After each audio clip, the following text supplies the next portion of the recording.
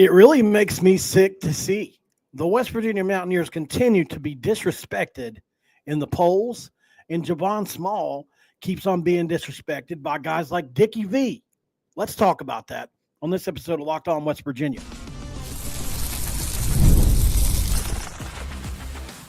You are Locked On West Virginia, your daily podcast on the West Virginia Mountaineers, part of the Locked On Podcast Network, your team every day. What is up, guys? Welcome back in. My name is Mountaineer Paul. I am your host. This is Locked On West Virginia. Happy National Championship Day to you and yours. I won't be watching it because I hate both teams, but I will keep up with the score. No, just kidding. There you get to the National Championship game you got to watch. Let's just pray Ohio State loses that game. Brought to you by FanDuel, by the way. For the first whistle to the final drive, FanDuel makes the NFL playoffs even more exciting. Right now, new customers can bet $5 and get $300 in bonus bets if you win your first $5 bet.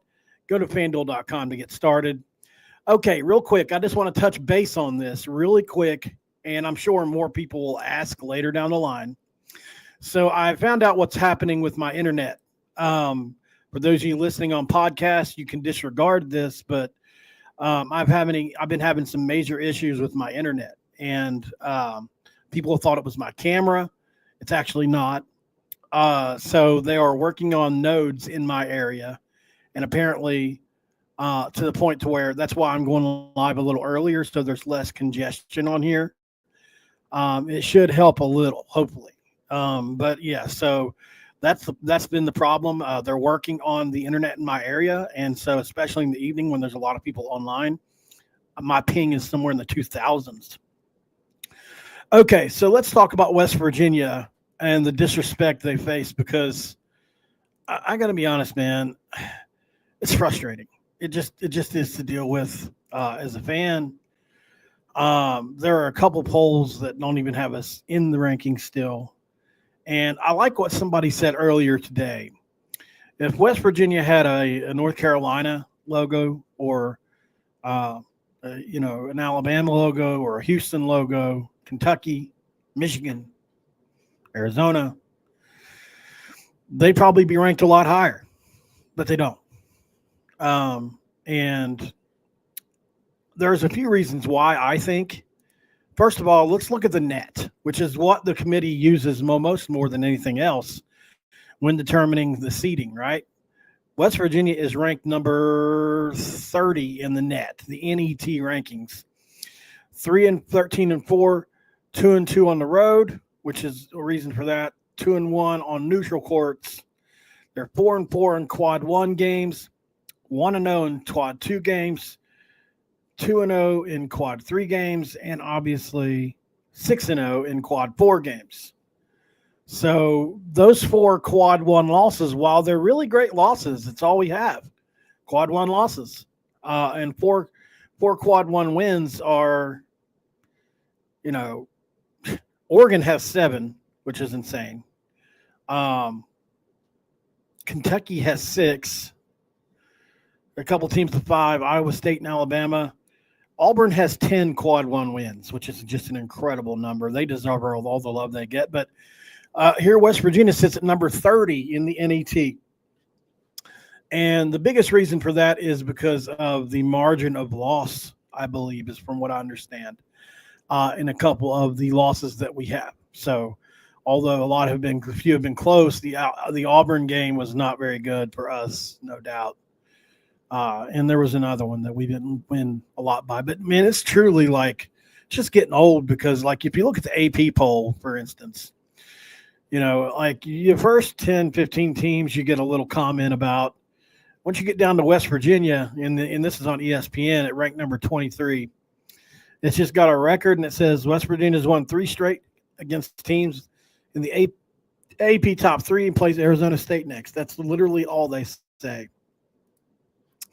If you go to the Fox rankings, it's kind of the same, right? Duke, Auburn making big moves, all that good stuff, and you get a lot on that. But West Virginia's lumped in with this group yet again that gets nothing said about it. They stop at Marquette, who is 15-3. and has nothing close to the victories that West Virginia has. Let's just keep it real, man. West Virginia is 13-4, and the victories that we have against top 5 and 10 teams is quite ridiculous. And look, this is coming from John Fanta on Fox Sports, a guy who has been pretty big, outspoken guy for us. He's on field at 68. But he has us at 22, so it's not egregious. I'm not saying that. I do think we deserve to be in the teens, 18, 19, somewhere in there. But what can you do? And so all these matter in their own respective ways. West Virginia in the big one, the AP poll, ranked number 23, which is good, right? We'll take that. We go from unranked back to ranked again in a week where we split. So we did split, and the loss to Houston hurt us bad. Obviously, we win that game, we're probably in the top 15, maybe further up. But still, it's frustrating to see. And then you look at, finally, Dick Vitale. And look, I don't want to come down too hard on Dick Vitale. I don't. But I don't know how much basketball he's been able to watch this year, and I love Dickie V. Truly love him. Like, that guy has been a part of my life for my entire life. He's been one of the voices of my childhood and adulthood, but he swung and missed on this. Now, he got a lot right. I'm not saying, but how you don't have – let's just read this really quick. Are you serious, folks? It's that time of the year where yours truly unveils the midseason Rolls-Royce teams. These are the cream of the crop, baby. The best of the best. The real PTPers. Primetime players, baby. These guys have been lighting it up, dominating the hardwood, and making fans jump out of their seats. That's my Dick Vitale impression. First team, Janai Broome out of Auburn. Cooper Flagg out of Duke. Cam Jones, Marquette. Eric Dixon, Villanova. And Mark Sears, Alabama. Second team, Dylan Harper, Rutgers. Braden Smith, Purdue. Chaz Lanier, Tennessee. Hunter Dickinson, Kansas. PJ Haggerty, Memphis. Okay, well, maybe Javon Small will get on an honorable mention. Hey, it's tough to leave anyone off this list. Shout out to some of the other PTPers who are knocking on the Rolls-Royce door. Keep grinding, you might take the postseason squad, baby. Ryan Nimhard, Keshawn Gilbert, Alex Caravan, RJ Davis, Trey Johnson, Ace Bailey, Zakai Ziegler. So there you have it, folks. My midseason Rolls-Royce teams. These players are shining brighter than the lights in Vegas. Can't wait to see how these stars perform in the season as it heats up and March Madness gets closer. Stay tuned, Hoops Junkies.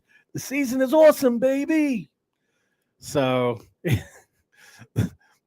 I see people saying it's awful, and I'm curious to know, like, is it the accent or is it the list or is it both? It's fine. It's fine.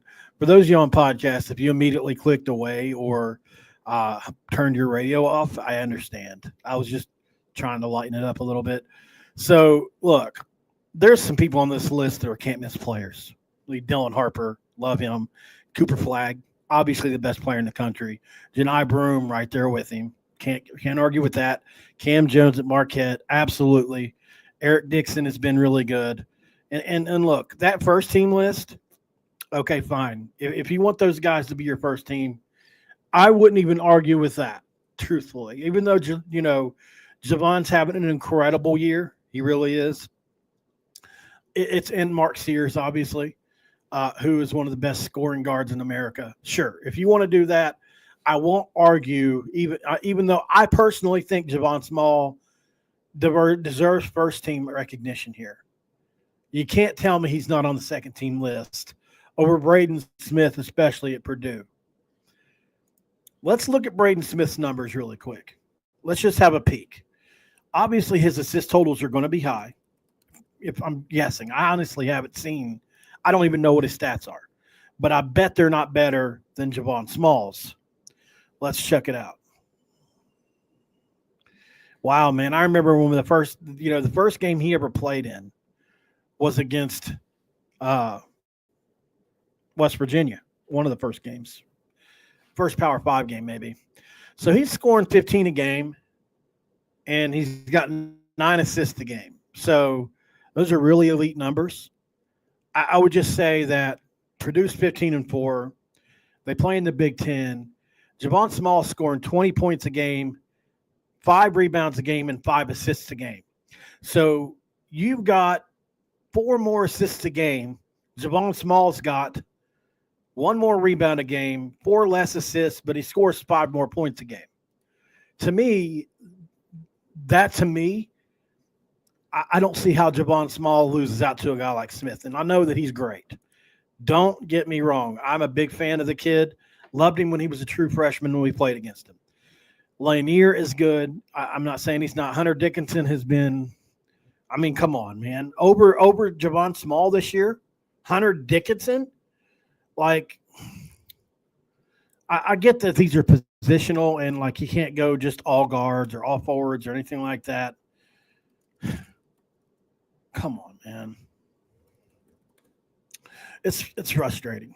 It just is to see. I mean, how can you not have – and even at that, how can you not have Lipsy on there, Curtis Jones, Keshawn Gilbert from Iowa State?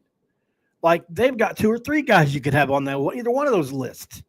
Lipsy, the kid with the garbage just played against, one of the best on-ball defenders in all college basketball, man. It makes me so mad to see Javon Small, and he don't care. But here's the thing. Coaches use this as a recruiting measure. They do. They'll say, look, you can go to West Virginia, and they're not going to notice you there, no matter how good you are. Look, Javon Small, he averaged 25 points a game last year at West Virginia. If you'd have done 14 points a game here, you'd be an All-American. That's just what they say. It's ridiculous. It's flat out ridiculous. And, you know, like Bugs Bunny would say, y'all a disgrace to the regiment. Seriously, though, man, it just it's not, you know, I'm not shocked that we're getting this kind of disrespect, but it doesn't make it any easier to accept, you know. And acceptance, you know, one of the things I learned early on in life about not early on, in recovery about acceptance was, you know, the first thing my sponsor ever told me in Narcotics Anonymous was acceptance is not agreeance, Paul. Just because you accept something doesn't mean you have to agree with it. And that's where acceptance obviously is a big part of my life, because I'm not always great with that. Up next on Locked On West Virginia are portal underdogs, and I spelled it wrong. I meant to put under DAWGS. So just pretend that I wrote that there. Our portal underdogs. Who are they? Because we told you who I think my top 5 are. I even gave you a second list that changed a couple. But who are the underdogs on that list? I think that's something worth talking about. Let's talk about it next. Right here on Locked On West Virginia. Stick around. And this episode of Locked On West Virginia is brought to you by Prize Picks. The place to get real money sports action with over 10 million members and billions in winnings. Prize Picks has changed the game in daily fantasy sports. Whether it's the playoffs or regular season, Prize Picks has made it easier than ever to win big while enjoying all the football action. We know that's important. Now, it's playoff time, and there's no better way to get in on the action than Prize Picks, and here's how it works. You simply pick more or less than at least 2 players, and then if your picks it, you win up to $1,000, 1,000 times your cash. That's right. 1,000 times your money just by making a few simple picks. Get ready to run your game this football season. Download the app today and use code LOCKEDONCollege to get $50 instantly after you play your first $5 lineup. That's right, $50 for just playing the game. Don't wait and take your game to the next level with Prize Picks. At Prize Picks, run your game.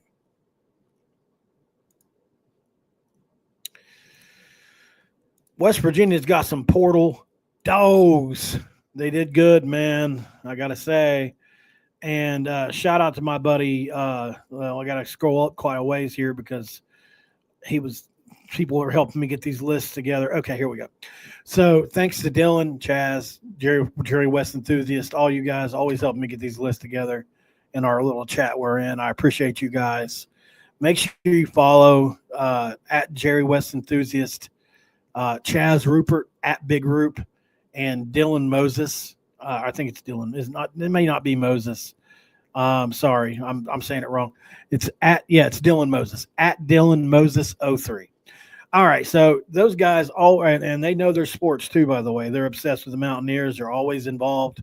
If I don't know something, more than likely I've told them about it. So, and a lot of times they tell me stuff. So let's go and talk about some of my portal underdogs here. This is a tough list, man, because I'd gone over this a couple times to try to see like, okay, who are some guys that aren't as highly acclaimed as the other guys, right? Like, we're not talking about Coach Jr. We're not talking about Jamori Robinson. We're not talking about Fred Perry. You know, those kind of guys that are kind of the headliners of this portal class, or Cam Vaughn. Who are the guys in this list, or Ty Edwards? Like, who are the guys in this list that could make a big impact, but it's kind of up in the air, right? Like, it could or it could be bad. So I'm going to name 5, and you guys tell me what you think about it. Okay, number 1 on my list has to be, and it's just my personal opinion, guys, so don't get mad at me. I'm a big fan of Cyrus Trout, the Youngstown State wide receiver. I think he's a guy that you look at, and if you go watch the tape, he's an elite route runner. And I don't say that word lightly. I get it. Elite's like, what? You know, for what he had to do last year, he gets in and out of breaks very, very smoothly. He shows his hands quickly to the quarterback, and his hand-eye coordination is really, really good when catching balls. Like, you can see it meets right in line with his vision. And like, you know, you see, you know, he's a smaller guy, but in the slot, man, these guys are so talented. And I really a big fan of Trout. I think at the end of the day, when you look at him, you could see him possibly nudging his way into that starting slot or right behind Rodney Gallagher. I think he'll rotate in and out with them. But he is obviously my biggest underdog on the list. I'm a big fan of his.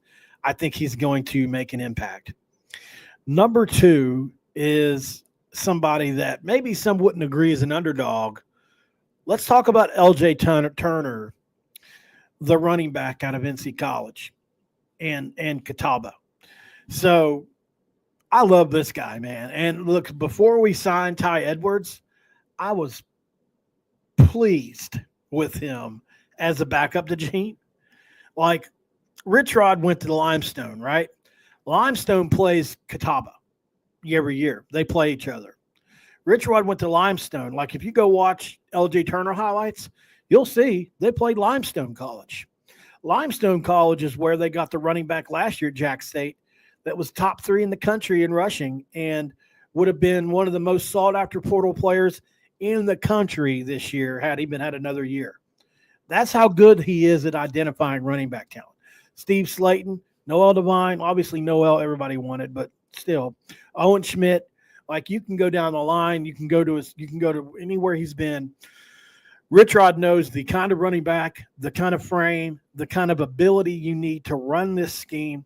And obviously, especially if you're running inside, outside zone, or a lot of the stuff they do, you know, you're going to have 3 options on a lot of these running plays. You're going to have the option to cut it back. You're going to have an option to go left or right on a guard or a tackle. And this guy here, what he does really well is he makes decisions, and he makes business decisions, and he makes them quick, and he makes them well. And like I said, man, he's a dude. He's a dog, underdog at that. Because, look, he's going to probably slot in the 3 spot now. Maybe he wins in camp and gets up to number 2. Or maybe he shocks us all and pushes Jaheim, which I don't see happening. Trust me, I don't see it happening. But I can see Turner. He's going to get carries this year. And who knows, maybe he'll actually carry. You know what I'm saying? So he might actually just carry us at one point. I think he's going to be a big-time get for us. And you know, down the line could even be more. There's no doubt about it. Number 3 on this list is kind of hard for me. I went looking around to try to figure out, okay, who is somebody that not everybody's expecting something from? I have to go William Davis out of Virginia Union. And because I personally believe this is just, like I said, this is all my personal belief. And if you look at the numbers, let's just talk about the numbers and stop right there. So he's 5'10", 185. He's obviously from Virginia. He's only got one season of eligibility left, but he's played a lot of ball. He's a hybrid nickel and safety, so he can play multiple positions. He had 56 tackles, 11.5 tackles for loss, 1 sack, 2 interceptions, and a forced fumble in 2024. And in his career has 126 tackles, 26 tackles for loss, 12 interceptions, and 3 sacks. Let me say it again for those in the back. 126 tackles, 26 TFLs. At the secondary spot, what the hell? 12 interceptions and 3 sacks. William Davis is an underdog. And I think this is a guy that you have to look at and say, okay, he can make a huge impact. If this translates physically, because if you go watch his tape, all these plays he makes is from right here, man, right between the eyes. He makes really smart plays, and he makes them really fast, and that's why he's an underdog, man. He's a beast. I love the kid. And look, I believe in a lot of these players, and I know I get a lot of crap for being too hunky-dory on the class, but I'm just not going to sit here and be all doom and gloom after what we just went through for 6 years. And I truly can see I can see an avenue for every one of these guys to make an impact. They've all got the physical attributes, or they wouldn't be at Power 5. Now, will they translate? That's something we'll have to wait and see for. Okay. Up next on Locked On West Virginia, I'll give you my other 2 underdogs, and we'll give you my final thoughts. Stick around, guys. You don't want to miss it. This is Locked On West Virginia. And this episode is also brought to you in part by FanDuel. From the first whistle to the final drive, FanDuel makes the NFL playoffs even more exciting. Right now, new customers can bet $5 and get $300 in bonus bets if you win your first bet. That's $300 to keep the action going. The FanDuel app is easy to navigate, and the variety of bets keep every game exciting. Plus, when you win, you get paid instantly. No waiting around for your winnings. While you should probably keep betting on your favorite team or just looking to add some excitement to the playoffs, FanDuel has you covered. Just visit FanDuel.com to join today and get started with $300 in bonus bets at FanDuel.com. Make this playoff season unforgettable with FanDuel, an official sportsbook partner of the National Football League. And even though I forgot in segment 2 to crack a do, we're going to do it anyway. I was into my underdog picks. Okay. I said hunky-dory, by the way, for those of you asking. I said hunky-dory. But chunky-dory works too. For me, it does anyway. Okay. This is tough, man. I got to be honest. This is tough. There's so many on here that you can look at and call them underdogs. And some of these guys are more towards the middle, like Robbie Martin. Like if you're talking about guys who I'm pretty sure are going to be good, Robbie Martin. Siders is going to be good. Obviously, Jamori Robinson is going to be good. Tykees Crawford is going to be good. Like those guys, I don't really have a question about. Excuse me. But there are a few other guys on this list where I look at it and say, it could go either way. I personally think they're underdogs. And at number 4, I'm going to say Oren Singleton is a guy that, man, he's another one, a lot like Trow, who on tape just kind of blows you away a little bit. He was one of the first commits we had. And I really got shocked with his just overall athletic ability. I've got a buddy, his son, that plays for Eastern Michigan. And I went ahead and asked him about this kid because obviously he would have played with him for 1 year. He was a freshman this year. And the big thing about him is what he's going to bring to West Virginia is punt, kick return, slot help. He can play a little bit outside too. And I think he's a guy that you can depend on. And he's got great speed. They said, from what I understand, they've clocked him at 22-ish on the gun at times. So that's a fast guy. And we need fast guys to take the top off of defenses.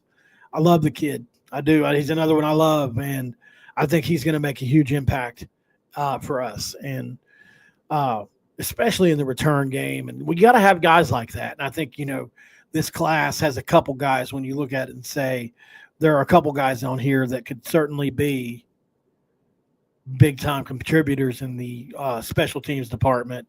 Some of these guys will be special team starters. Like, not every player you bring in through the portal is really a bona fide stud, right? And number 5, got to get some O-line in there. Kimo Makaniole, I think is a guy. He was at LSU. He was a big-time player coming out, or you don't go to LSU. But then he was there for 3 years. And then they switched him to the defensive side of the ball. I had offensive linemen in the portal reaching out to me saying, hey, is this guy because they were thinking about coming to West Virginia. Is this guy staying on defense? Is he going to play offense? Well, I didn't know what to say, so I said defense. I didn't want him not to come. Honestly, I didn't know what the deal was going to be. I assumed defense because that's where he was playing. Turns out I'm wrong. They're going to put him back on the offensive side of the ball, and not only that, they expect him to be able to push for a starting spot. I think here's the deal. At LSU, it's a different style than what this guy is. This is a more athletic type player, and it's the kind of offensive lineman that Rich Rod would utilize.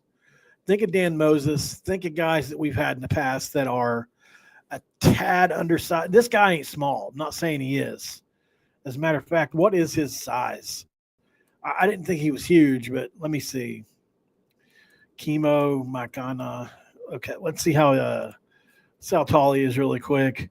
So out of 21, he was the number 27th ranked offensive lineman in the country, number 73 in Florida.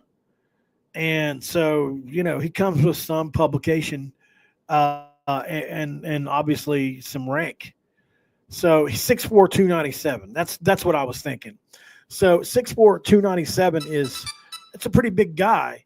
But you think in a Rich Rod offensive lineman, like they're not going to get up to the 320, 330-pound mark like a lot of offenses. Like in a lot of cases, they like to keep them on the more athletic side. So that, yes, it is a Ninja Turtle ringtone. So anyway, you guys are good, man. I like the guy, obviously, and I think he's got a shot to make an impact. I think, for me, anyways, what put a damper on him for me, the question I had to ask myself, and this is before I went and watched his tape. If you haven't seen Kimo's tape yet in high school, it's impressive. He's a great athlete. You can see why teams projected him out as a great offensive lineman because, boy, does he move people, and boy, does he get there in a hurry. He's a great athlete. So I think, and he does have that hard edge. So you look at a guy like him and say, okay, he can be something for Rich Rod. And maybe he plays both sides of the ball and then they figure it out later. I haven't really asked. I could ask, I guess, but I think he's got a chance to make maybe play on the starting offensive line for us. I mean, he played at LSU for 3 years. He couldn't crack the rotation, but he did play. And that's a hard place to play, and they play big offensive linemen there. It's not like it's hard, man. Not everybody's 330. So, and especially if you're an inside player like him, it's not easy to do. So those are my 5 underdogs for West Virginia. I think you guys will see as we get going. These guys will factor into the equation at some point, somehow, some way. Up next on Locked on West Virginia, let's put a bow on this one, guys, and tell you what I expect tomorrow at Iowa State, West Virginia. Stick around. This is Locked On West Virginia.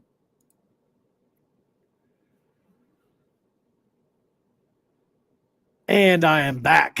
So I just realized I already did two of my ad reads, so we're good. So, all right.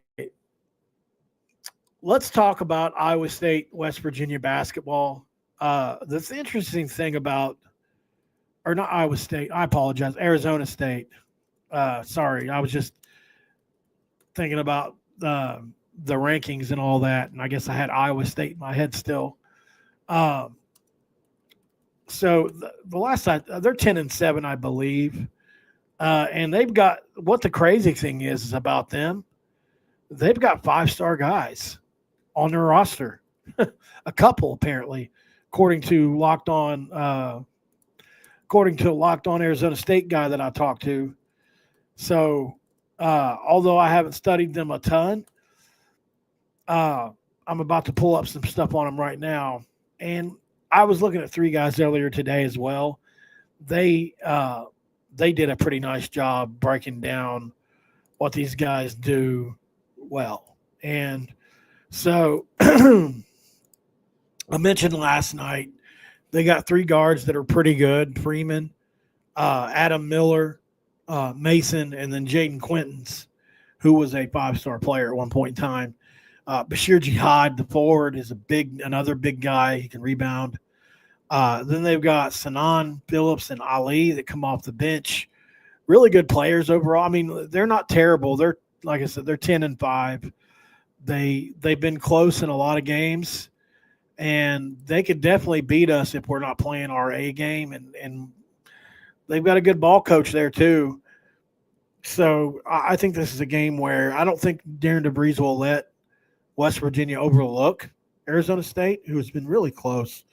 You look at they played UCF, they lost by 6. They played Cincinnati, they lost by 7. They played Baylor, they lost by 6. They lost by 20 at Kansas, but that's a lot of teams. They beat Colorado by 20, a team we barely beat. They lost to BYU by 20. They beat UMass, a team we played by, looks like 16 points. So, they've been really up and down, it looks like. So I don't know. I'd like to talk to Richie more about it. We were going to do a crossover tomorrow. The thing is, it's like 5 hours before the game, and I'm like, that's not really worth it. I mean, it's not even going to have time to do anything views-wise before the game. So if I can get somebody to come on tonight around 7 or 8, this is the problem, though, my internet right now, guys. So I'll tell you guys again, I mentioned this earlier in the episode. Unfortunately, the nodes in my area are being worked on right now to expand bandwidth. And so the internet issues that I've been having aren't on my end. They're on Armstrong's end. And so they're not making me pay for my internet or anything right now. Like, they understand that it's a problem for me. So I am in the middle of trying to get some funding together for like Starlink or Verizon. Comment down below, guys, if you guys know any, because I don't get everything in my area. I don't get Frontier. I don't get AT&T or T-Mobile or whichever one it is. I think I get Verizon, and I think Starlink. Those are the only 2 I can find. I live near Huntington, West Virginia, on the Ohio side, so there's not a lot around here. But anyway, I know you guys don't care about all that. I appreciate you guys for joining. It's going to be interesting to see what happens tomorrow in the game. I will do a post game. Hopefully the internet will manage. Maybe I'll go to my mom's house and do it or something like that to try to make sure that we have internet. But we'll figure it out. I will be here every day for you guys no matter what. It's just going to take me some time to figure out exactly how to do that. So we may have to adjust my schedule. I know you guys usually expect me to go live, between 5 and 8 a lot. We may have to walk that back a few hours. And for those of you that can't catch me earlier in the day, you'll just have to watch it later, which kind of sucks because I love being with you guys live and everything. But I have to go on when there's less people online in my area or else for now, anyways, it's going to cause some issues, which sucks. But it's out of my control. All right, guys, I appreciate you for joining in. I will be back tomorrow. Like to do something tonight, but I'm afraid that the internet will be a problem, and I don't want to waste your time. So I'll see you all tomorrow. Worst case scenario. Thanks for being here. West Virginia. Oh, by the way, my prediction: West Virginia beats Arizona State by 14 points. I think West Virginia whoops them. I think we're in a groove.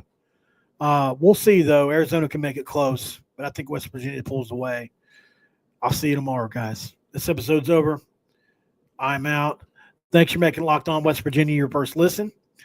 Go check out Locked On Big 12 next, guys. Drake Toll's the man. Leads us all in views and everything he always does. Big 12, Locked On Big 12 is a great one where we get YouTube or on podcast. I'll see you tomorrow.